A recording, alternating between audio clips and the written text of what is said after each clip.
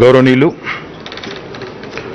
నగర మేయర్ బొంతు రామ్మోహన్ గారు, గౌరవనీయులు మా మున్సిపల్ అడ్మినిస్ట్రేషన్ శాఖ ప్రధాన కార్యదర్శి అరవింద్ కుమార్ గారు, డైరెక్టర్ మున్సిపల్ అడ్మినిస్ట్రేషన్ సత్యనారాయణ గారు,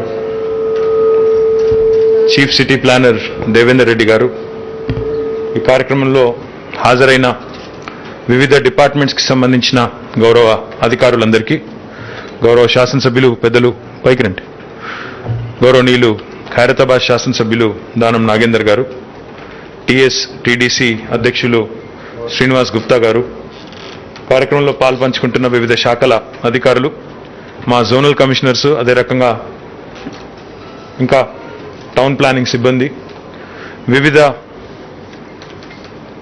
నిర్మాణ రంగ సంస్థలకు సంబంధించిన ప్రతినిధులు, డిటిసిపి గారు మీరు కూడా పైకి రండి దయచేసి, మా director town and country planning గారు, ఇంకా వివిధ నిర్మాణ రంగ సంస్థలకు సంబంధించిన క్రెడై కావచ్చు, ట్రెడా కావచ్చు, టీబీఎఫ్ కావచ్చు, ఇంకా ఇతర మన నరెడ్కో కావచ్చు, ఇతర సంస్థలకు సంబంధించిన గౌరవ అధ్యక్షులకి, ప్రధాన కార్యదర్శులకి, కార్యక్రమంలో పాలు పంచుకుంటున్న పాత్రికేయ మిత్రులకి అందరికీ హృదయపూర్వకంగా నమస్కారాలు. తెలంగాణ రాష్ట్రం ఏర్పడ్డ తర్వాత ఎన్నో రకాల సంస్కరణలు, ఎన్నో రకాల అడ్మినిస్ట్రేటివ్ రిఫార్మ్స్ తీసుకొని వచ్చిన విషయం మీ అందరికీ తెలిసిందే. ఒకసారి మనం ప్రపంచవ్యాప్తంగా జరుగుతున్న పరిణామాలు కూడా ఆలోచిస్తే, ఈ పట్టణీకరణ అనేది, అర్బనైజేషన్ అనేది ప్రపంచవ్యాప్తంగా అన్ని దేశాల్లో కూడా చాలా వేగంగా జరుగుతున్న పరిణామం. మన తెలంగాణనే తీసుకుంటే ఒక ఉదాహరణగా, ఈరోజు తెలంగాణలోని 43% జనాభా పట్టణ ప్రాంతాల్లో నివాసం ఉంటా ఉంది. బహుశా రాబోయే 5 నుంచి 7 సంవత్సరాల్లో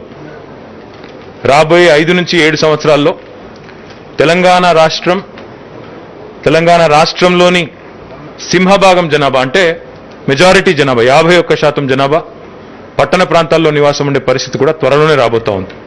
ఇంకొక రకంగా ఆలోచించుకుంటే, మొత్తం తెలంగాణ రాష్ట్రం యొక్క జియోగ్రాఫికల్ ఎక్స్టెంట్ తీసుకుంటే 1,12,000 స్క్వేర్ కిలోమీటర్స్. ఒక హైదరాబాద్ జిహెచ్ఎంసీ ఏరియా తీసుకుంటే 625 స్క్వేర్ కిలోమీటర్స్.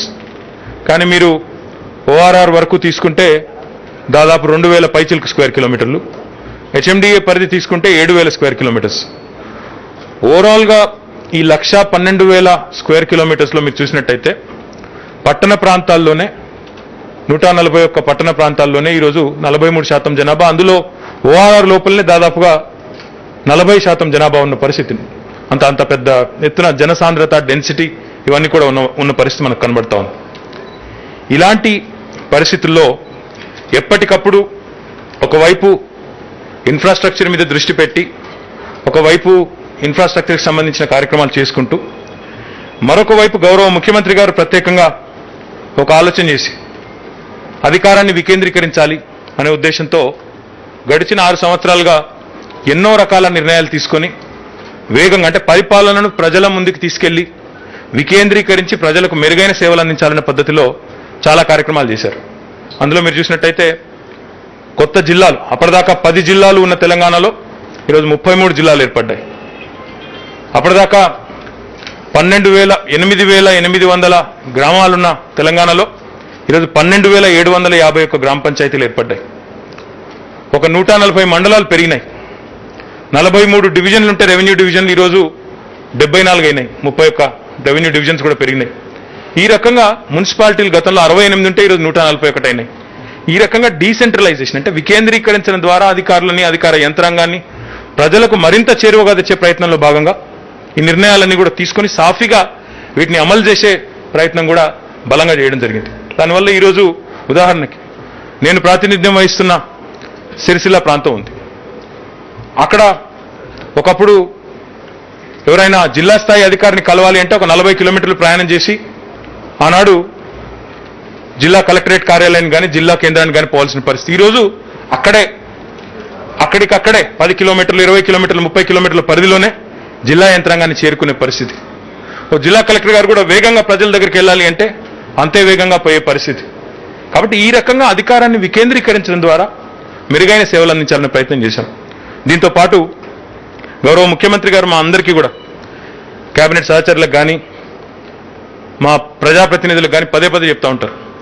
గవర్నమెంట్ అన్నప్పుడు ఎంతసేపు వందల కోట్లు వేల కోట్ల రూపాయలతో ఫలానా పని చేశాము, ఫలానా ప్రోగ్రాం చేశాము, లేదా ఫలానా సంక్షేమ కార్యక్రమం, ఫలానా అభివృద్ధి కార్యక్రమం అనేది కాదు.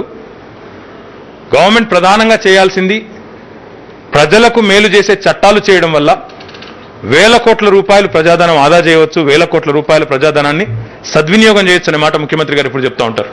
అందులో భాగంగానే ఈ దేశంలో బహుశా ఏ ప్రభుత్వము ఈ 70-75 ఏళ్లలో చేయనని సాహసాలు గౌరవ ముఖ్యమంత్రి గారి నాయకత్వంలో ఈరోజు తెలంగాణలో జరుగుతూ ఉన్నాయి.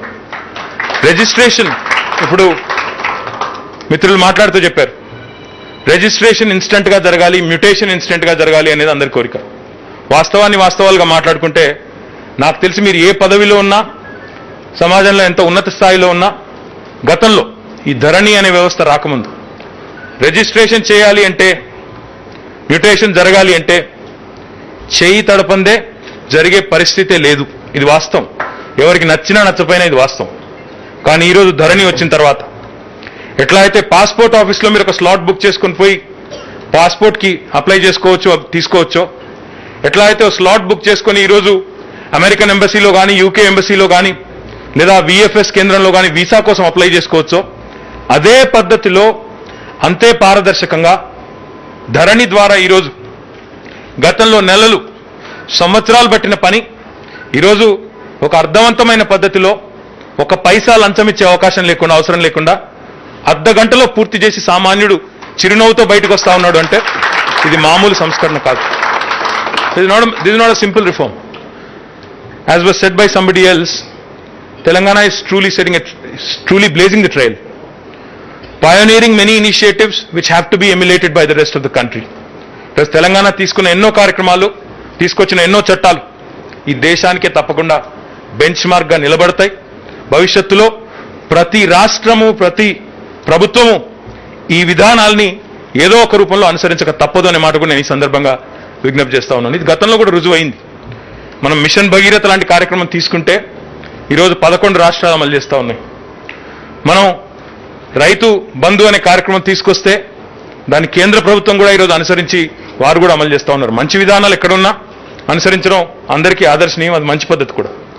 అదే పద్ధతుల్లో ధరణి ఏ రకంగానైతే రిజిస్ట్రేషన్ వ్యవస్థలో, మ్యుటేషన్ల ప్రక్రియలో అవినీతి రహిత పరిపాలనకు పెద్దపీట వేసిందో, పారదర్శకతకు పెద్దపీట వేసిందో, ఈరోజు అదే ఆలోచనతో టీఎస్ ఐపాస్ ఏ రకంగానైతే ఇండస్ట్రియల్ క్లియరెన్సెస్ విషయంలో పారదర్శకతను తీసుకొచ్చిందో, ఏ రకంగా 15 రోజుల్లో అనుమతులు ఇస్తాం, ఇవ్వకపోతే 16వ రోజు డీమ్డ్ అప్రూవల్ అని చట్టాన్ని తెచ్చి మరి రెస్పాన్సిబుల్ అకౌంటబుల్ గవర్నెన్స్ కి పెద్దపీట వేసిందో, అదే పద్ధతుల్లో ఈరోజు టీఎస్ బీపాస్ ద్వారా, Telangana state building permission approval self certification system ద్వారా ఒక అద్భుతమైన రిఫార్మ్ని ఈరోజు తీసుకుని వచ్చి గౌరవ ముఖ్యమంత్రి గారు స్వయంగా దీనికి ఆశీర్వదించి ప్రజలకు మేలు చేయండి.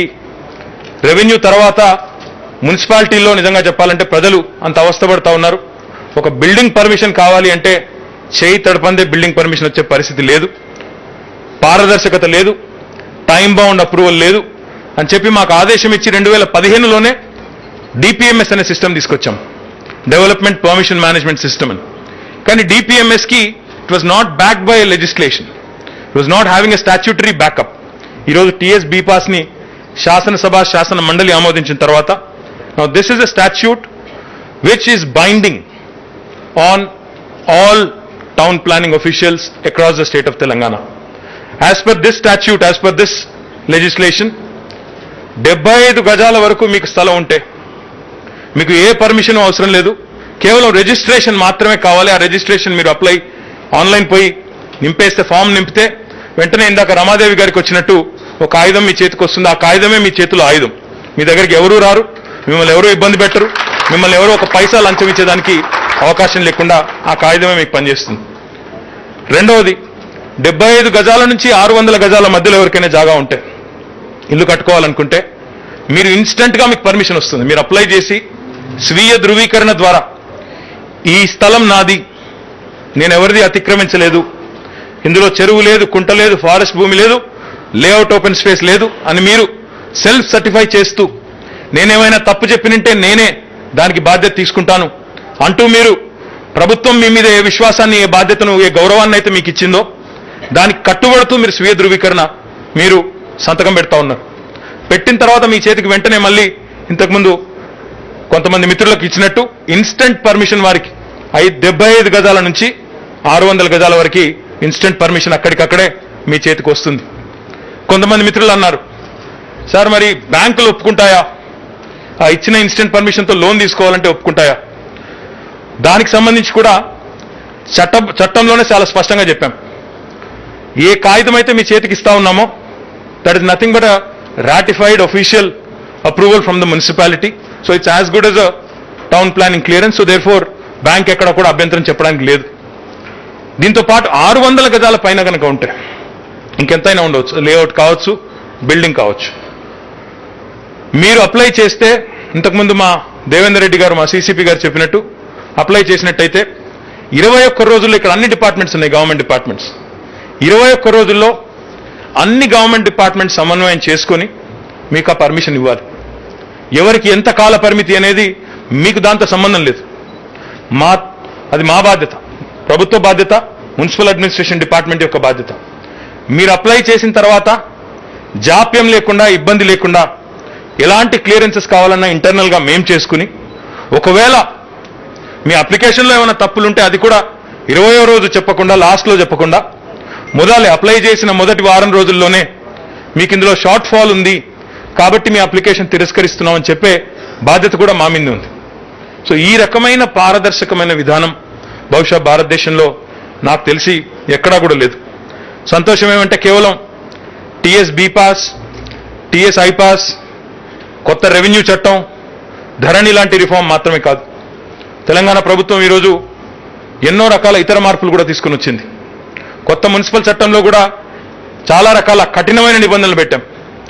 రాబోయే రోజుల్లో జనవరిలో లేదా ఫిబ్రవరిలో, రాబోయే 2-3 నెలల్లో కొత్త జిహెచ్ఎంసీ చట్టం కూడా తీసుకుని వస్తాం.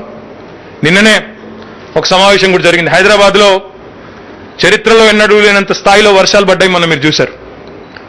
104 ఏళ్ల తర్వాత 1916లో పడ్డ వర్షాల తర్వాత అంతటి స్థాయిలో మొన్న అక్టోబర్లో 2020 సంవత్సరంలో వర్షాలు పడ్డాయి. బాధ ఏమంటే చాలా కాలనీలు జలమయమైనాయి, లక్షలాది మంది ప్రజలకు అసౌకర్యం కలిగింది.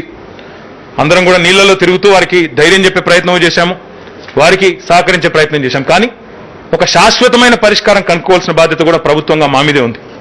పెద్దలు చెప్తారు నీరు పల్ల మెరుగు అంటారు. మరి నీరు పల్ల మెరుగు అన్నప్పుడు, నీరు డెఫినెట్గా పల్లం వైపు పరుగులు పెడుతున్నప్పుడు దానికి అడ్డుకట్టలు వేసి, రకరకాల అవరోధాలు ఏర్పాటు చేసి, ఎంక్రోచ్మెంట్స్ జరిగి, చెరువుల్లోనే కాలనీలు వెలిసిన తర్వాత, అదే రకంగా నాలాల మీద నిర్మాణాలు అడ్డంగా వచ్చిన తర్వాత ఆ నీరు పోయేదానికి ఇంకా వేరే మార్గం లేక ఈరోజు కాలనీల్లోకి, ఇళ్లలోకి వచ్చేసింది. ఇది వాస్తవం. ఇది ఒక రోజులోనో, 6 నెలల్లోనో, 6 ఏళ్లలోనో, ఒక రాత్రియో జరిగింది కాదు.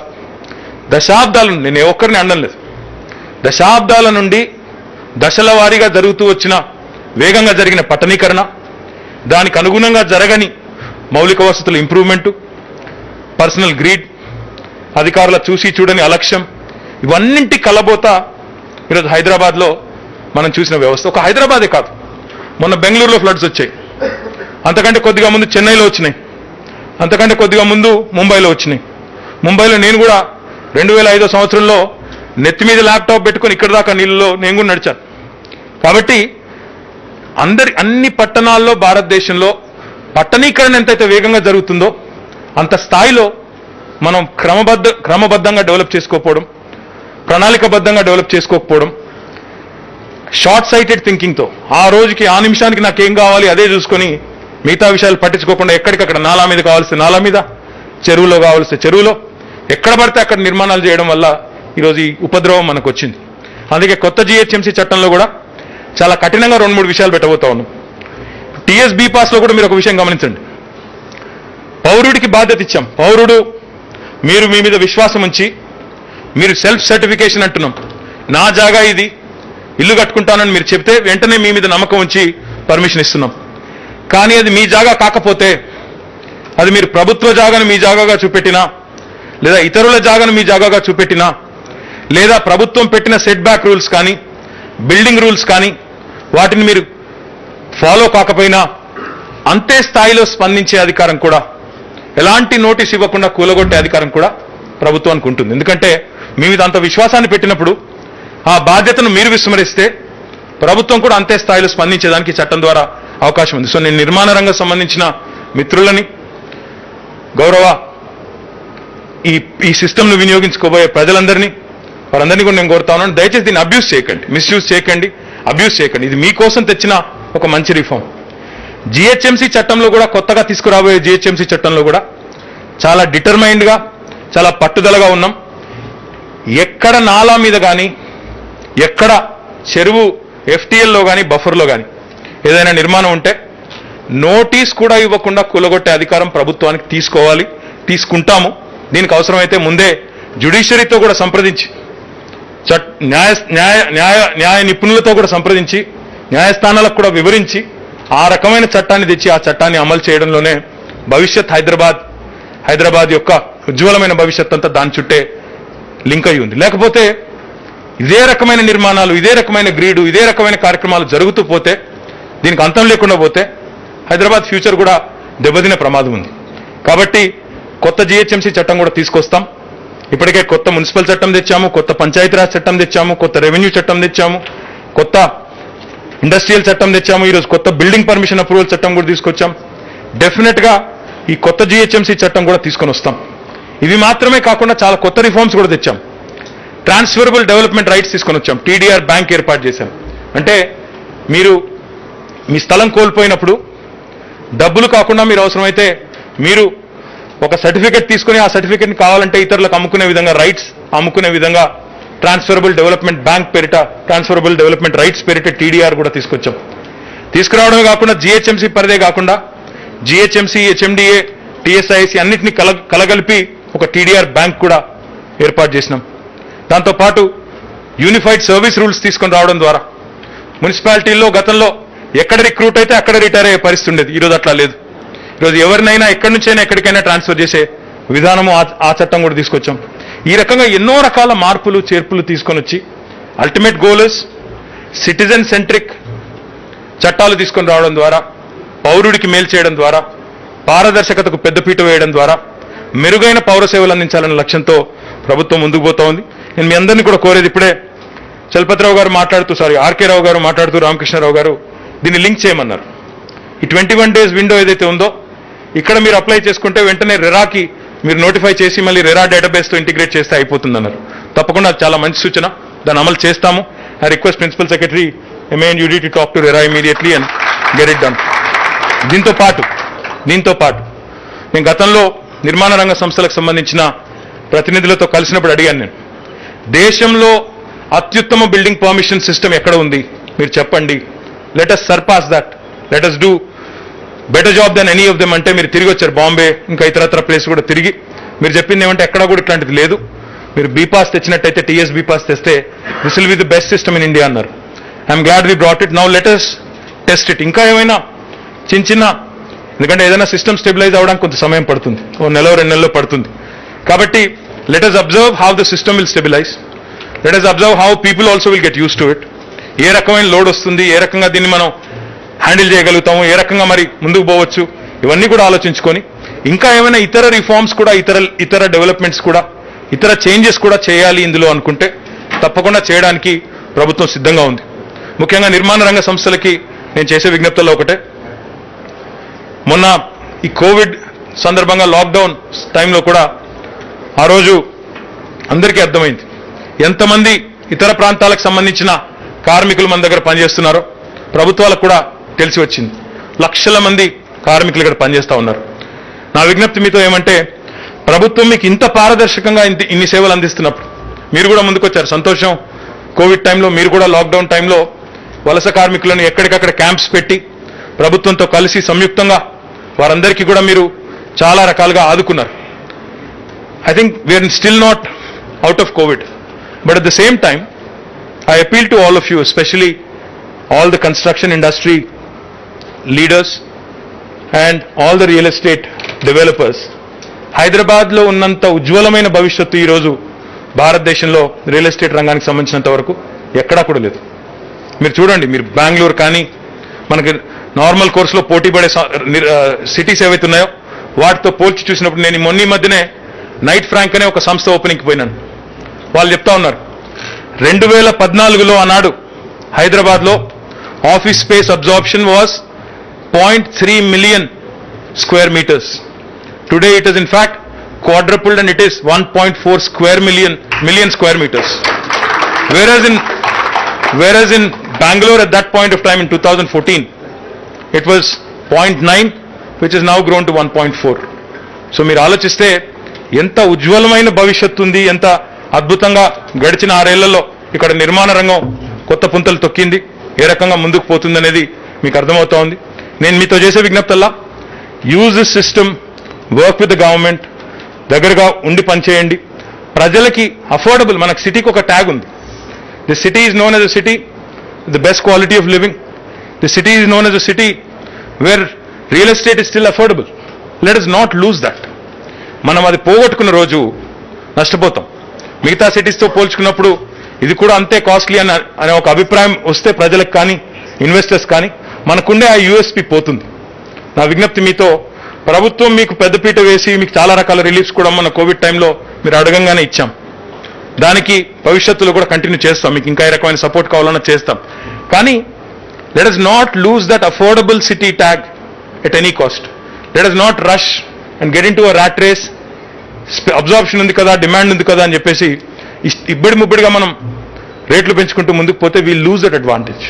So my request to all of you is work with the government, try and discuss with us if any more reforms have to be brought about, so that ultimately ప్రజలకి మనం వారికి లభ్యమయ్యే, వారికి అనుగుణంగా ఉండే ధరలకి, వారికి అందుబాటులో ఉండే ధరలకి ఇల్లు ఇవ్వాలనే ఒక లక్ష్యంతో అందరం కలిసికట్టుగా పనిచేసినట్టయితే డెఫినెట్గా మంచి జరుగుతుందనే విశ్వాసాన్ని వ్యక్తం చేస్తూ, మరి టీఎస్ బీపాస్ మీరందరూ కూడా I request all of you to use it extensively, give us feedback. ఏమైనా మార్పులు చేర్పులు చేయాల్సి ఉందా ఫీడ్బ్యాక్ ఇవ్వండి, ఏమైనా లోటుపాట్లు ఉంటే చెప్పండి. I request everybody in fact to try this facility, try this system. Use చేసిన తర్వాత ఏమైనా మార్పులు చేర్పులు చేయాలంటే తప్పకుండా చెప్పండి. వీఆర్ ఓపెన్ టు చేంజెస్ అని మళ్ళొకసారి విజ్ఞప్తి చేస్తూ, అరవింద్ కుమార్ గారికి, మా డిటిసిపి విద్యాధర్ గారికి, మా డిఎంఏ సత్యనారాయణ గారికి, సిసిపి దేవేందర్ రెడ్డి గారికి, మా హెచ్ఎండిఏ టౌన్ ప్లానింగ్ సిబ్బందికి చాలా కష్టపడ్డారు. వాళ్ళందరూ కలిసి ఈ సిస్టమ్ డెవలప్ చేయడానికి వాళ్ళందరికీ ఒకసారి చప్పట్లతో అభినందించాలని చెప్పి కోరుతూ అవకాశం ఇచ్చినందుకు ధన్యవాదాలు. జై తెలంగాణ.